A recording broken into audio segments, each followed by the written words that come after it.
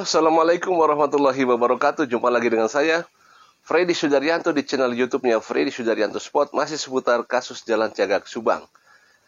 Baik, hari ini saya akan coba membahas adalah hal yang berkaitan dengan kasus Jalan Cagak Subang. Tapi seperti biasa, saya ucapkan banyak terima kasih kepada rekan sahabat yang sudah subscribe dan menonton di channel YouTube saya. Semoga kebaikannya dibalas Allah Subhanahu wa Ta'ala dengan rezeki yang banyak, berlimpah dan barokah. Amin. Ya Robbal Alamin. Dan kita doakan juga sama-sama saudara-saudara kita yang sedang ditimpa musibah, yang sedang sakit. Semoga Allah mengangkat musibah dan sakitnya. Dan juga senantiasa almarhumah Ibu Tuti dan Amelia selalu dalam keadaan husnul khotimah. Amin, amin, amin. Kita doakan juga support untuk kepolisian Indonesia, khususnya Polda Jabar. Semoga bisa cepat mengungkap kasus ini. Baik, media adalah sarana untuk memberikan informasi, tapi bukan hanya itu saja. Media juga bisa membuat atau menjalin hubungan silaturahmi menjadi lebih dekat, menjadi lebih baik. Tentunya asal dengan niat positif. Itu yang paling penting adalah. Pernah saya sampaikan kemarin waktu saya di podcast sebelumnya, saya berjumpa dengan salah satu netizen yang bertemu di tempatnya Anggra Putri Tania. Kita ngobrol-ngobrol dan akhirnya kita bikin podcast bareng. Disatukan oleh apa? Disatukan oleh media. Beliau adalah orang Purwakarta, Ibu Hajah Sarina, dan saya orang Cimahi. Tidak pernah kenal sebelumnya, tidak pernah berjumpa, dan akhirnya kita berjumpa. Dipertemukan oleh apa? Oleh media. Artinya media menjadikan hubungan silaturahmi. Selama kita berpikiran terus positif, itu yang paling penting adalah dalam hati dan pikiran kita selalu ditanamkan adalah sikap positif dan tidak pernah memandang seseorang itu musuh buat kita. Karena satu musuh itu terlalu banyak, ya. 1000 kawan itu masih kurang. Kita akan melangkah lebih sempit kalau kita terlalu banyak musuh, tapi kita akan melangkah lebih lebar kalau kita banyak teman. Sama halnya hari ini, ya. Kemarin sebenarnya bukan hari ini, kemarin pada saat saya memang sudah ada program dengan Teh Anggra Putri Tania, dan tidak disangka juga bertemu juga dengan seorang YouTuber, yaitu yang memang selalu mengawal kasus Subang ini, yaitu dengan Mbak Suci, ya, di channel YouTube-nya Misteri Mbak Suci. Tiba-tiba kemarin bertemu Mbak Suci berserta suaminya, juga saya datang ke sana dengan istri saya. Kita berjumpa di sana, tanpa diduga, ya. Dan kembali lagi, ini adalah siapa yang mempertemukan? Ya hakikatnya Allah Subhanahu wa Ta'ala, tapi dipertemukan lewat media, ya. Lewat media akhirnya kita bertemu, ngobrol-ngobrol, sama-sama membahas kasus Subang. Ya sudah, sekalian akhirnya kita sama-sama membuat podcast dan kita langsung dengan narasumbernya Teh Anggra. Baik, masalah Teh Anggra Putri Tania di channel YouTube-nya INP Entertain News, ya. Sekali lagi, masalah percaya dan tidak percaya semua itu dikembalikan kepada personalnya, ya. Semua dikembalikan kepada personalnya. Apakah Bang Pret dengan pernyataan-pernyataan ini akan jadikan barang bukti? Bukan barang bukti, lebih kepada petunjuk, ya. Kalau memang dari pihak kepolisian mau, ya, misalkan kalau melihat channel YouTube ini, siapa tahu ini bisa jadi petunjuk buat pihak kepolisian. Sekali lagi, tidak ada yang tidak mungkin, semuanya bisa saja, mungkin saja, kan, ya. Karena tidak sedikit juga banyak kejadian-kejadian kasus seperti ini yang datangnya kadang-kadang dari mimpi, ya. Setelah sekian lama tidak ketemu, akhirnya tiba-tiba masuk dalam mimpi. Itu salah satu hal yang segalanya tidak ada yang tidak mungkin. Sama halnya seperti yang sekarang dengan Teh Anggra Putri Tania. Beliau kalau saya lihat keilmuannya luar biasa, maka tidak bentuk kemungkinan juga ini sebagai petunjuk buat pihak kepolisian. Karena ada sesuatu yang memang menarik, terutama ada barang-barang yang yang barangkali pelaku lupa, ya, dan lain sebagainya, dan ini diungkap oleh Teh Anggra Putri Tania. Siapa tahu ini menjadi petunjuk. Ikuti terus sampai tuntas biar tidak salah paham sampai akhir nontonnya, karena ada hal yang menarik di dalamnya. Tapi harus dicermati. Bisa sambil minum kopi, bisa sambil pakai snack, sukro, atau pisang goreng, itu lebih bagus. Ikuti terus ya. Sebenarnya ini untuk barang bukti pun juga ada yang belum terungkap sebenarnya di belakang rumahnya, Di dekat pohon pisang teh. di kebun. Di Ya, pohon di pisang. situ ada salah satu yang memang pakaian bersimpah darah si pelaku Dikubur. Tertanam. dikubur tertanam. Tapi kayak ada kresek apa sapu tangan tuh ya, kayak kain gitu. Enggak sih, baju langsung Baju ya, yang baju dikubur, tapi agak dalam, kurang lebih sekitar 2 meteran lah. Oh iya. 2 meter.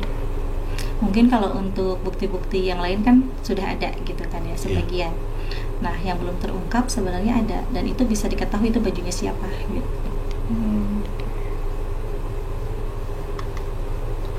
Berarti dilakukannya itu pada saat malam hari ya, Teh? Iya, dilakukannya itu saat benar-benar beliau itu almarhumah gitu ya, pas mau tidur. Almarhumah maksudnya ibu Tuti ya? Iya.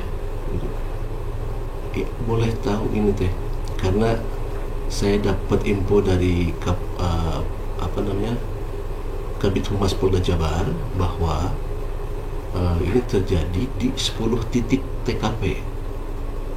Nah kita itu kan resmi ya dari Polda Jabar ya. Iya. Cuman kita jadi berpikir berarti ada 10 titik, berarti ada 10 tempat yang berbeda selain di TKP yang sekarang gitu, yang di Ciseti. Nah, apakah ada gambaran di mana lagi tempatnya selain di Ciseti? Sebenarnya ada di beberapa tempat itu sudah benar. Tetapi kalau untuk tempat yang lainnya itu bukti-buktinya agak kurang kuat. Tapi kalau untuk yang untuk sekarang ya, yang di belakang rumahnya korban itu bisa menjadikan bukti yang sangat kuat, karena di situ selain dari baju yang bersimpah darah, itu ada cincin yang lepas Ya. yang masuk ke dalam itu, yang tertanam. Oh, tanam. Jaraknya 2 meter, 2 meter. dari kuburnya. Kalau dari TKP ke jarak itu dikubur Pokoknya di lokasi kebun aja. Mungkin kalau misalkan ada foto atau video kebun tersebut, insya Allah saya bisa menunjukkan. Oh, ada sih sebetulnya Teh foto sama videonya. Kalau ini untuk almarhum Teh Amel, itu kan dinyatakan bahwa ada perlawanan. Nah, apakah pada saat Teh Amel melakukan suatu perlawanan itu sempat nggak Teh Amel keluar dari TKP? Itu sempat keluar dari TKP, bahkan keluar sampai ke halaman rumah. Ke depan? Iya, ke depan, tapi diseret ke dalam. Oh, Gitu. dalam maksud melarikan diri tadinya? Iya, mau melarikan diri untuk Iya. mencari pertolongan ya. Tapi karena memang di luar pun juga ada yang menjaga, akhirnya ya diseret lagi ke dalam. Barangkali ada ini karena ini kan ada perlawanan ya, ada perlawanan, dan kita pernah lihat di media luka-luka dari almarhumah. Nah, gerakan apa dari pelaku sehingga pelaku bisa merobohkan almarhumah Teh Amel? Jadi pada saat melakukan perlawanan itu, almarhumah Teh Amel itu memang disiksa, dibuat pesakitan dulu. Iya. Dan yang saya lihat sih di bagian kepala kanan ya, itu kena benturan keras ke kusen pintu. Dan itu yang mengakhiri ya. Itu yang mengakhiri nyawa Teh Amel di situ.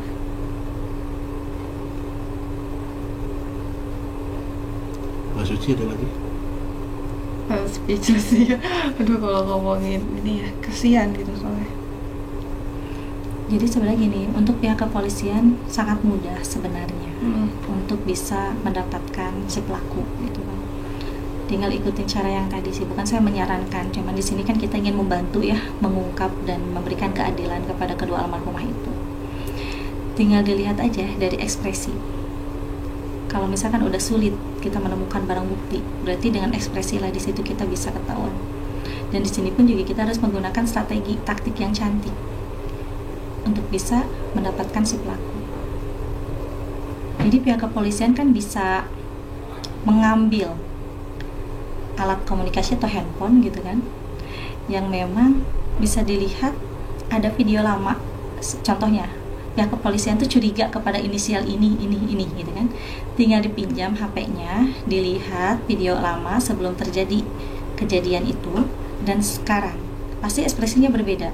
Dulu itu terlihat matanya itu bersinar, tetapi sekarang itu terlihat matanya itu sayu, karena itu merasakan hal yang sangat ketakutan.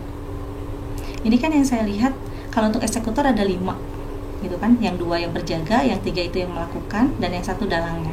Nah, tinggal dari 6 orang itu aja dilihat dari histori video lamanya dan dilihat dari ekspresi sekarang, itu jelas pasti 100% beda. Dan di situ pun juga kita bisa mencecar pertanyaan-pertanyaan sesuai dengan kelemahannya. Kita harus mengetahui kelemahan si inisial ini apa. Nah, di situ kita harus bisa mencecarnya. Itu pasti akan keceplosan gitu. Secara tidak langsung kan kalau kita rekam itu sudah bisa menjadi bukti. Tapi ya teh, kalau untuk dari dalang nih ya, si otak pelaku, dia nyuruh, maksudnya memberi perintah kepada yang 5 itu atau gimana nih teh? Jadi memang dari sebelumnya ada situasi yang memang bisa dikatakan mengejutkan pihak keluarga. Ada, kalau untuk masalah si dalang, ada main dengan keluarga, dan di situ karena pernah ketahuan, akhirnya ada sosok ikut membantu melancarkan visi misi si dalang perempuan itu. Mungkin kalau untuk masalah itu tidak bisa secara dipublikasikan gitu ya, kita menjelaskan karena itu kan harus pribadi. Yang jelas di sini kita fokus supaya pihak kepolisian bisa secepatnya meringkus para pelaku. Karena kalau misalkan dia nanti lagi, ini pasti tidak akan terungkap. Karena si eksekutor pintar dan cerdik. Jadi di sini kita harus menggunakan kepekaan, dan kita juga harus menggunakan cara membedakan ekspresi yang tadi saya sebutkan. Nah, di salah satu eksekutor itu ada orang yang berpura-pura bodoh, polos, padahal itu otaknya pintar. Dan pihak kepolisian pun juga sempat terkecoh oleh omongannya dia. Padahal sebelumnya dia pernah dijadikan saksi. Pernah atau? Pernah dijadikan atau saksi. memang sering?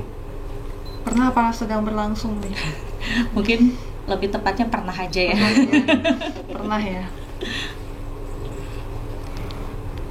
Berarti unik nih ya, kalau misalkan nanti terungkap, kayaknya semua orang bakalan kaget ya, tercengang gitu. Karena ya. kan sekarang ini orang bilang ini nggak mungkin, seorang ini tuh nggak mungkin gitu kan. Iya. Tapi nanti di saat memang akan ada waktunya, karena kan gini, kebohongan walaupun ditutupi pasti akan terbuka dengan sendirinya, karena kebenaran akan mencari jalannya sendiri gitu kan. Walaupun ini lama, banyaknya permainan, tapi insya Allah saya yakin kalau untuk terkuak pasti terkuak, walaupun waktunya panjang. Dan itu yang terkuak pasti satu orang, yang lainnya dikambing hitamkan. Karena otak dari kasus ini itu akan tidak mau tampil di media, karena dia takut dengan posisinya sekarang sebagai apa.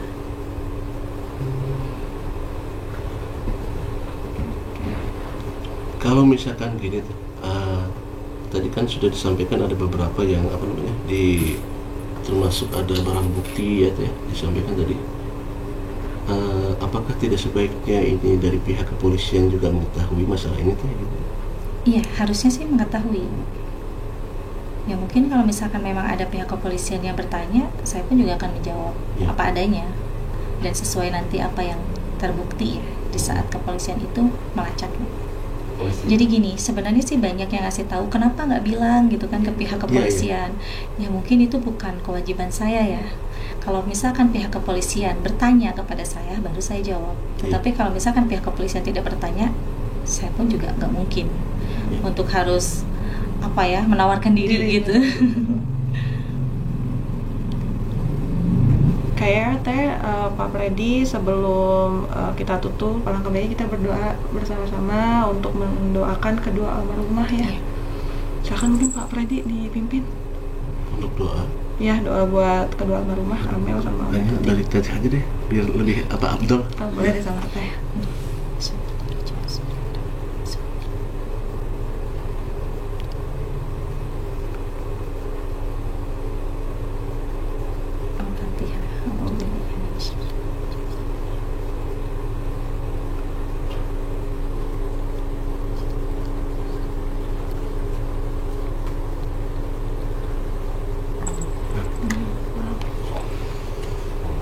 Baik, alhamdulillah demikian ngobrol kita dengan Teh Anggra Putri Tania seputar kasus Jalan Cagak Subang.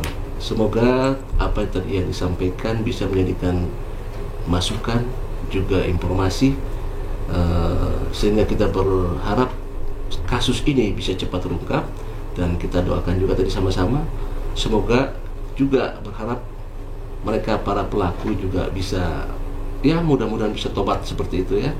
Mudah-mudahan pihak kepolisian bisa mengungkap kasus ini. Amin ya rabbal alamin. Demikian. Assalamualaikum warahmatullahi wabarakatuh.